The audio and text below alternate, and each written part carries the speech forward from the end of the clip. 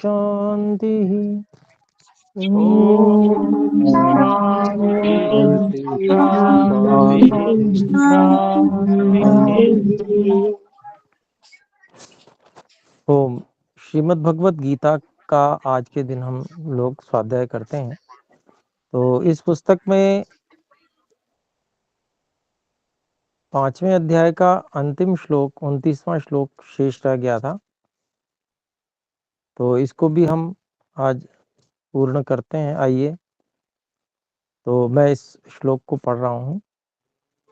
भोक्तारं यज्ञ तपसां सर्वलोक महेश्वरं सुहृदं सर्वभूतानां ज्ञात्वा मां शान्तिमृच्छति।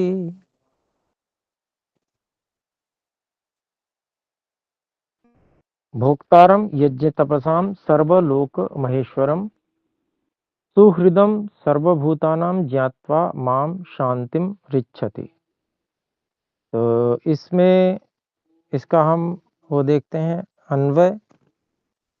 माम यज्ञ तपसाम भोक्तारम सर्वलोक महेश्वरम सर्वभूतानां सुहृदम ज्ञात्वा शांतिम रिच्छति। तो श्री कृष्ण जी ने बहुत तरीकों से बातें समझाई और आध्यात्म की बहुत सारी बातें, सूक्ष्म बातें समझाकर फिर अपने को उदाहरण के रूप में प्रस्तुत किया।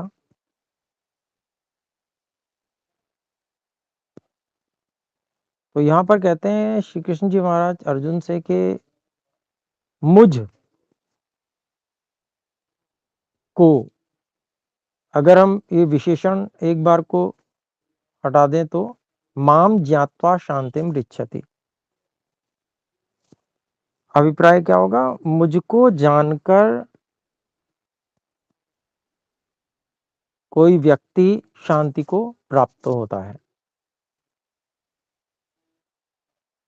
तो जानना यानी कि अब विशेषणों को भी देखना पड़ेगा कि आखिर कैसा जानकर, और केवल जानकर ही नहीं बल्कि वैसा बनने का प्रयास करता हुआ, उससे प्रेरणा प्राप्त करता हुआ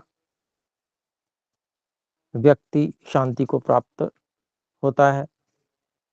तो कहते हैं यज्ञ तपसाम।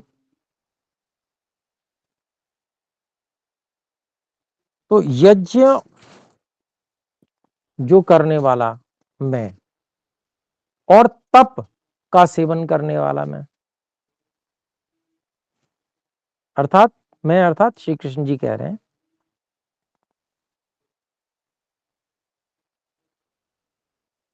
और यज्ञ करके अपने फल को भोगने वाला भोक्तारम, और तप करके अपने फल को भोगने वाला जो मैं, अर्थात मुझको। मैं कैसा? जो मैं यज्ञ करता हूं अर्थात परोपकार करता हूं,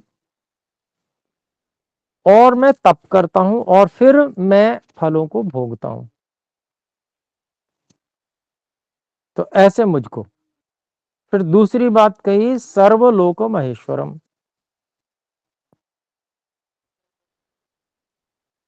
सभी संसार में जितने भी लोकांतर हैं, जो भी लोग हैं, लोग का मतलब लोगों से भी हो सकता है,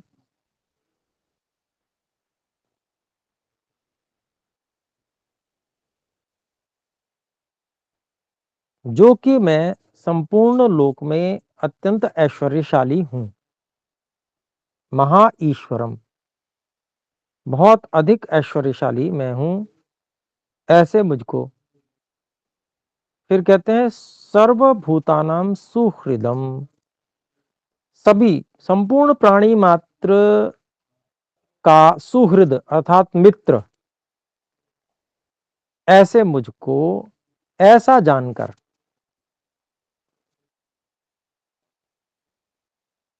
कोई भी व्यक्ति, जो भी व्यक्ति मुझको ऐसा जानता है, वो शांति को प्राप्त होता है।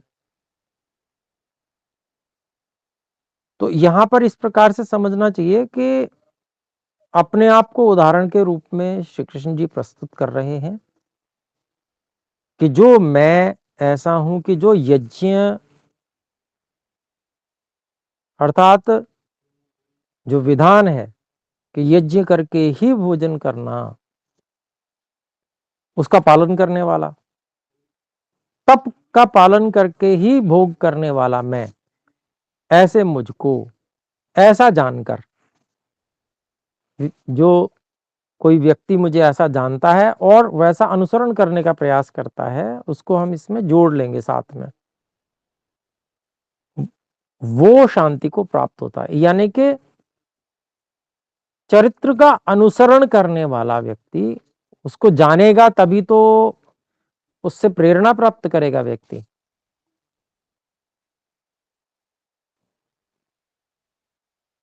तो ऐसा फिर अर्थात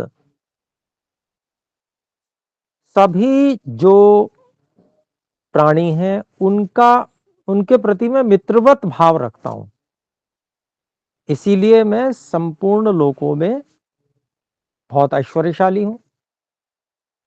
तो ऐसा मुझको जानकर,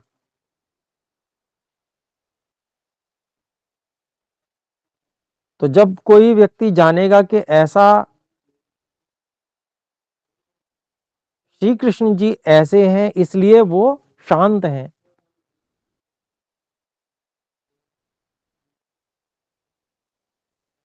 उद्विग्न नहीं होते श्री कृष्ण जी, वो शांत रहते हैं।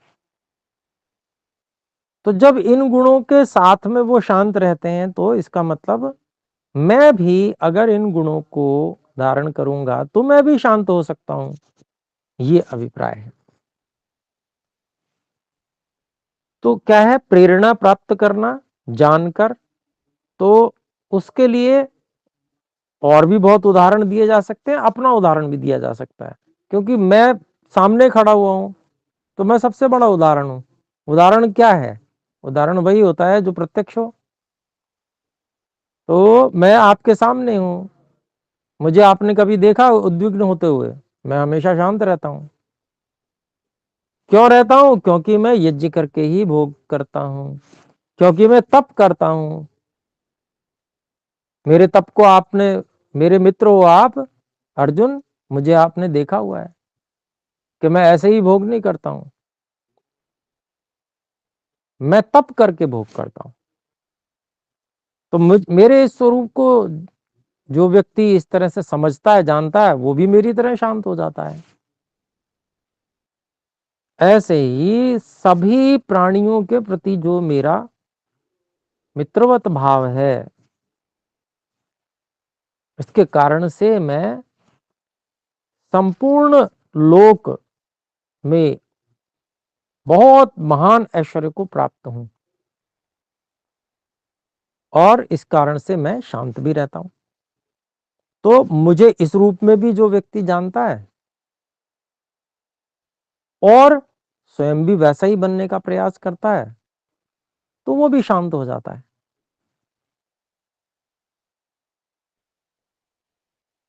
तो इस प्रकार से यहां पर जो योग दर्शन में वीतराग विषम व चित्तम, चित्त को एकाग्र करने के लिए उपाय बताया गया है, चित्त का परिक्रम उनको कहते हैं, उसमें वीतराग कोई व्यक्ति हो, उस के चरित्र को में मन को लगाने पर, उसके चरित्र के अनुसार अपने मन के भाव बना लेने पर व्यक्ति का चित्त एकाग्र हो जाता है। बस वही यहां पर भी श्री कृष्ण जी कार्य बता रहे हैं।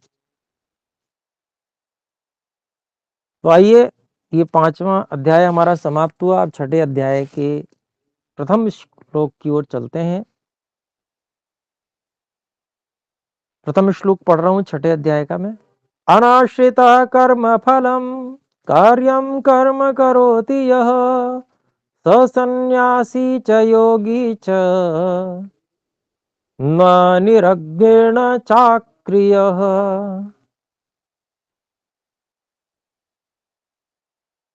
अनाश्रितः कर्मफलं कार्यं कर्म करोति यः सः सन्यासी च योगी च न निरग्निः न च अक्रियः। इसका अन्वय इस प्रकार से है, यह कर्मफलम अनाश्रितः कार्यं कर्म करोति सह सन्यासी च योगी च न निरग्निः न च अक्रियः।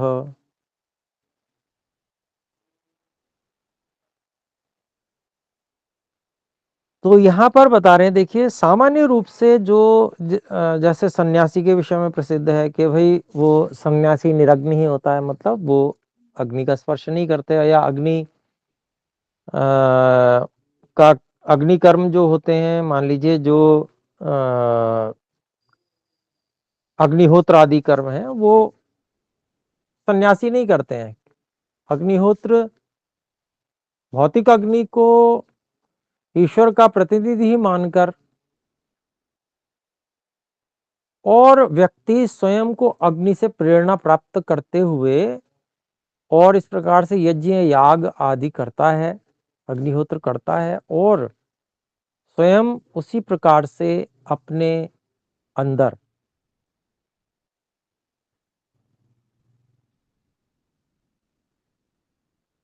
जो एक आध्यात्मिक ऊर्जा है उसको उत्पन्न करने का प्रयास करता है। और जो व्यक्ति कर चुकता है इस कार्य को वो सन्यासी बन जाता है।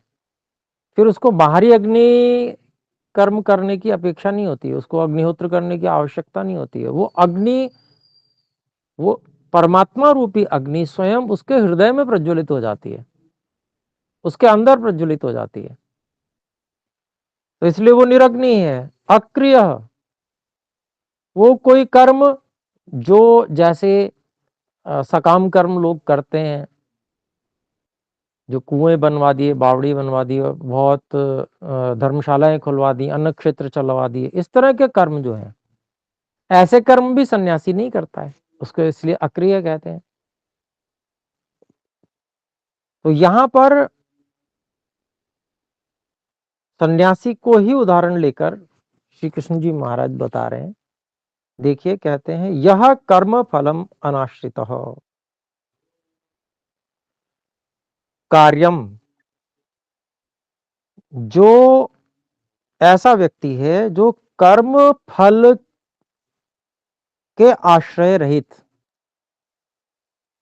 बहुत जो सामान्य लौकिक व्यक्ति है ना, वो कर्म फल का आश्रय लेकर ही कर्म करता है, कर्म के फल को देखता है फिर कार्य करता है। सामान्य व्यक्ति ऐसा ही होता है।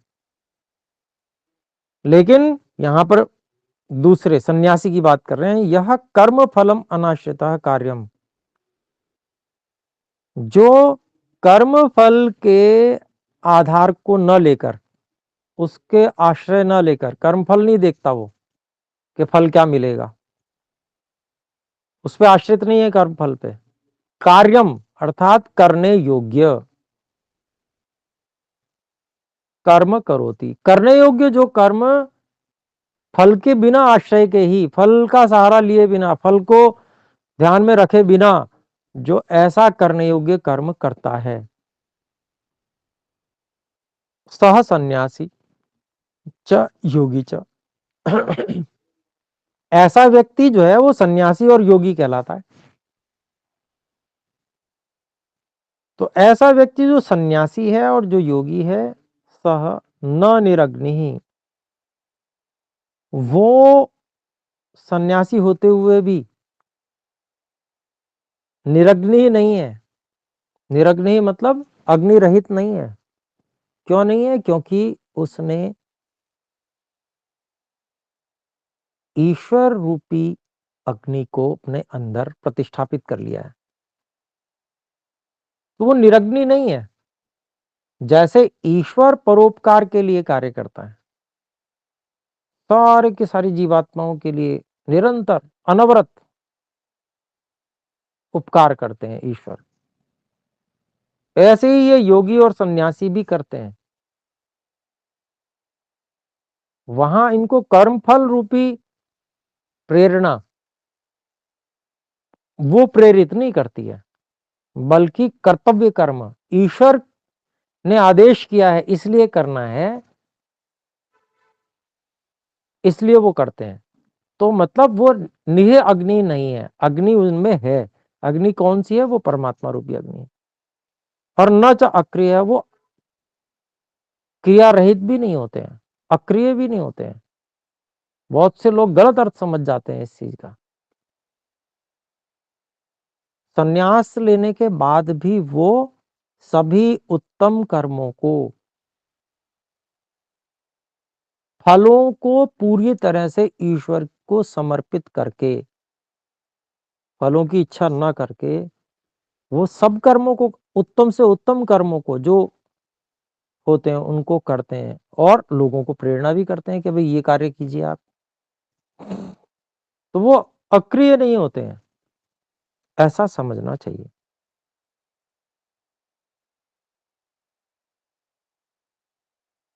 फिर अगले श्लोक को देखते हैं, दूसरा है, यह संन्यासमिति प्राहुर योगम तम विद्धि पांडव, न ही न ह्यसन्न्यस्त संकल्पो योगी भवति कश्चन। यम संन्यासम इति प्राहुः योगम तम विद्धि पांडव, न हि असन्न्यस्त संकल्पः योगी भवति कश्चन। बहुत सुंदर बात बताई है। इसका अन्वय इस प्रकार से है, हे पांडव, यम संन्यासम इति प्राहुः तम योगम विद्धि, न हि अन्य असन्न्यस्त संकल्पः कश्चन योगी भवति। हे अर्जुन, अर्जुन पांडवों में से एक है तो उनको पांडव भी कहा जाता है, वो संबोधन है। हे अर्जुन, जिसको सन्यास लोग कहते हैं, इस नाम से कहते हैं, तम योगम विद्धि, तो ऐसा समझ लो कि वो योग युक्त हैं।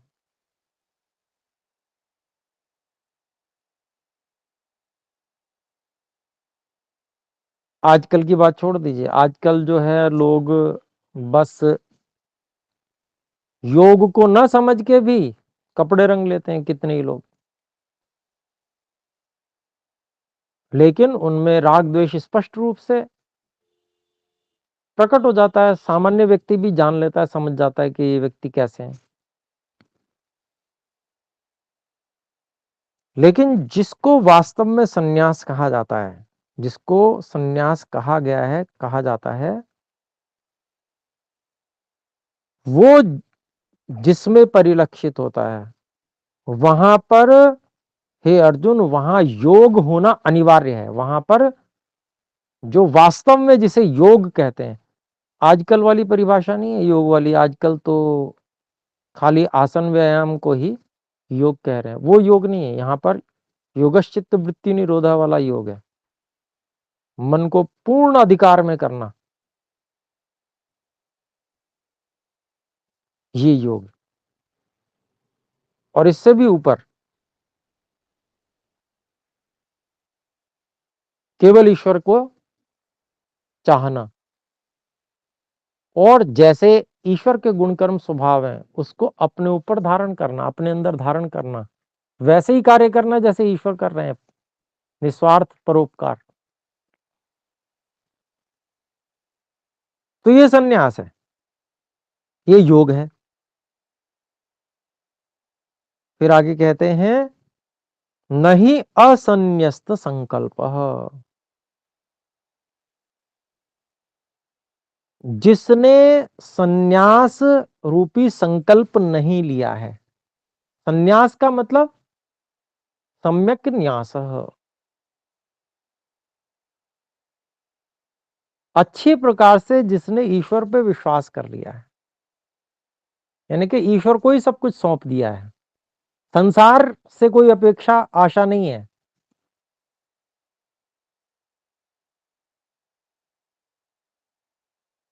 तो ऐसे संकल्प वाला कोई भी, जिसने ऐसा संकल्प नहीं किया है, नहीं असन्यस्त संकल्प, जिसने इस प्रकार का संकल्प नहीं किया है, कश्चन योगी भवति, वो कोई भी योगी नहीं होता।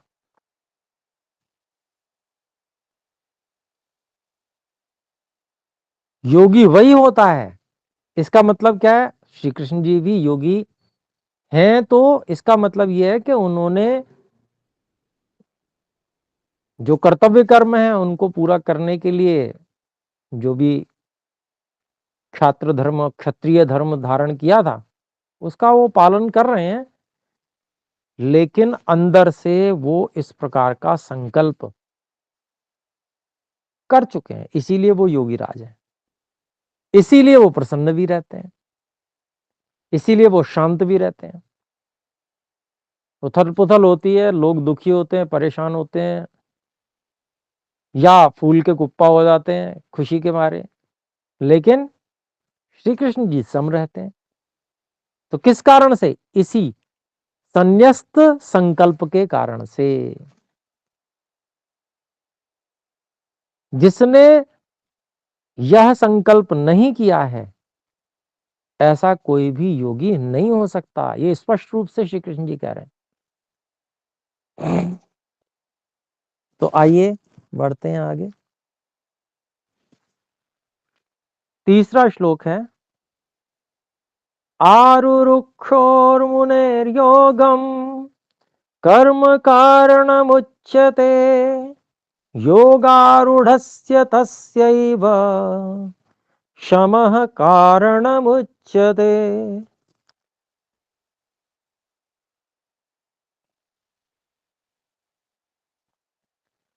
आरुरुक्षः, आरुरुक्षोः मुनेः योगम कर्म कारणम उच्यते।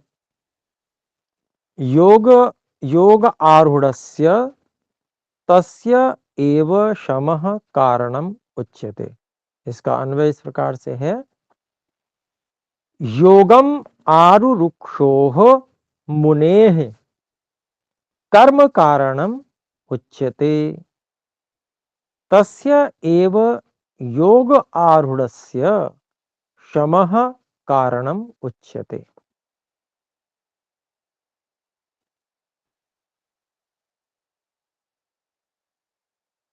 तो कहते हैं यहां पर, योगम आरुरुक्षोः मुनेः, योग की स्थिति को प्राप्त करने की इच्छा रखने वाले मुनि का, आरुरुक्षोः आरोहण करने मतलब चढ़ने, व्यक्ति नीचे है और चढ़ना चाहता है, ऊंची स्थिति में जाना चाहता है, तो इसको कह रहे हैं कि योग की स्थिति को, जो ऊंची स्थिति है उसको प्राप्त करने, उसको चढ़ने की इच्छा रखने वाले मुनि का, मुनि अर्थात जो मननशील व्यक्ति है, वानप्रस्थी कह सकते हैं, या कोई भी व्यक्ति जो योग की ऊंची स्थिति को प्राप्त करना चाहता है, तो उसके प्रयास के रूप में कर्म कारणम उच्यते, उस प्रकार के जो कर्म हैं वो कारण कहे जाते हैं। मतलब किस प्रकार के कर्म? यानी कि उस व्यक्ति को सत्य की खोज के लिए जो कर्म आवश्यक है वो करने पड़ेंगे, जैसे स्वाध्याय, जैसे आचार्य के सानिध्य में गुरुकुलवास, सेवा, अध्ययन करना, अध्ययन अध्यापन करना, जो पढ़ा है उसे पढ़ाना, ये सब कर्म जो है ऐसे मुनि को करने पड़ेंगे, क्योंकि बिना वेद ज्ञान के, बिना स्वाध्याय के कोई व्यक्ति योग की स्थिति को प्राप्त करने के लिए मार्ग क्या है वो नहीं पता कर सकता है। तो वो जो कर्म, आवश्यक कर्म है, वो यहां पर कारण कहे जाते हैं। फिर कहते हैं तस्य एव योग आरूढ़स्य, और वही व्यक्ति जब योग पर आरूढ़ हो गया, यानी कि वो योग की स्थिति में पहुंच गया। योग की स्थिति के विषय में संक्षेप से बता दूं, योग की स्थिति है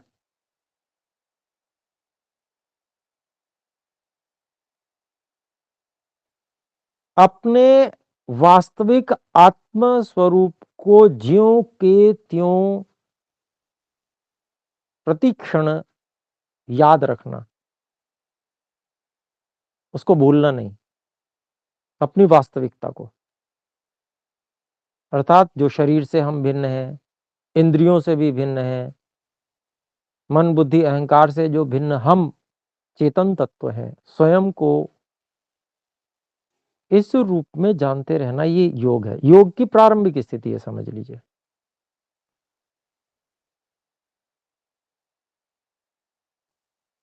और इसी की आगे की स्थिति यह है कि जो सर्वव्यापक सर्वज्ञ चेतन तत्व पुरुष विशेष परमात्मा है, उसको स्वयं में ही अनुभव कर लेना, क्योंकि ईश्वर व्यापक है तो हमारे में स्वयं में भी व्यापक है। और यही एक स्थान ऐसा है जहां पर हम स्वयं भी हैं और परमात्मा भी है। अन्यत्र सर्वत्र परमात्मा है पर हम नहीं है, इसलिए हम अनुभव नहीं कर सकते अन्यत्र। इंद्रिय मन इत्यादि साधनों की सामर्थ्य ही नहीं है कि वो परमात्मा को अनुभव करा दे, ऐसा उपनिषद भी स्पष्ट रूप से कहते हैं।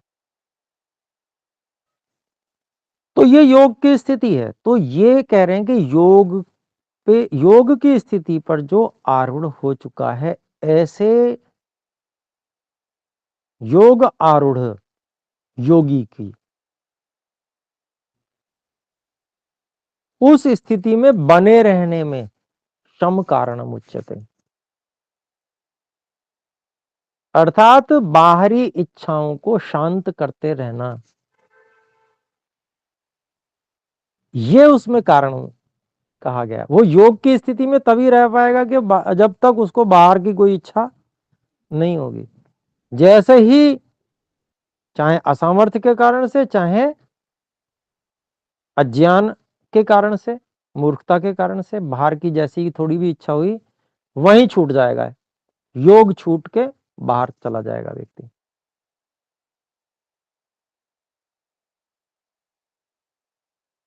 तो इसलिए योग पर जो आरूढ़ हो चुका है, योग की स्थिति को प्राप्त कर चुका है, उसकी स्थिति को बनाए रखने में शम कारणम उच्यते, शम कारण है।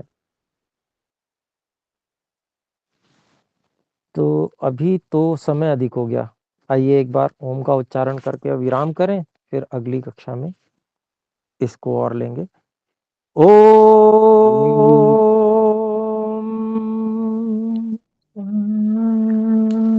सभी को सादर सादर नमस्ते नमस्ते जी। आचार्य जी। नमस्ते गुरु जी, नमस्ते सर्वेभ्यो नमः। सादर नमस्ते।